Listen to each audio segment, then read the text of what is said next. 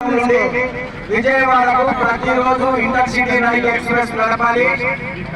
అదేవిధంగా కాచిగూడ నుంచి గుంటూరు వెళ్లే రైలు ప్యాసింజర్లు విజయవాడ వరకు కొనసాగించాలి.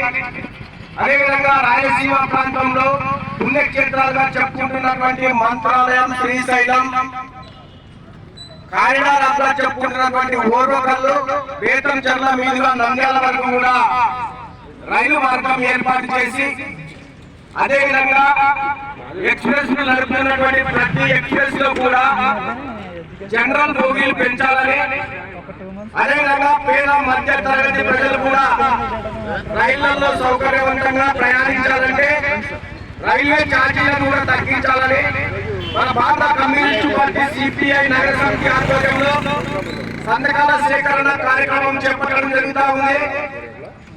అదేవిధంగా గతంలో పంచలింగాల దగ్గర ఏర్పాటు చేసినటువంటి రైల్వే బోగీల తయారీ కేంద్రం కూడా పనులు త్వరగా ప్రారంభించి స్థానిక నిరుద్యోగ యువతకు ఉద్యోగాలు కల్పించాలి.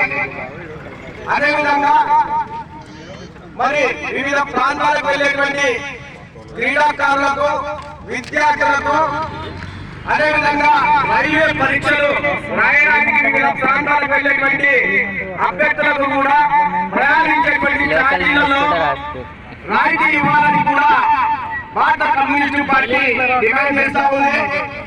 కాబట్టి సార్, మార్నింగ్ వాకు వచ్చినటువంటి పెద్దలు, క్రీడాకారులు అందరూ కూడా ఈ కార్యక్రమాన్ని సహకరించాలని విజ్ఞప్తి.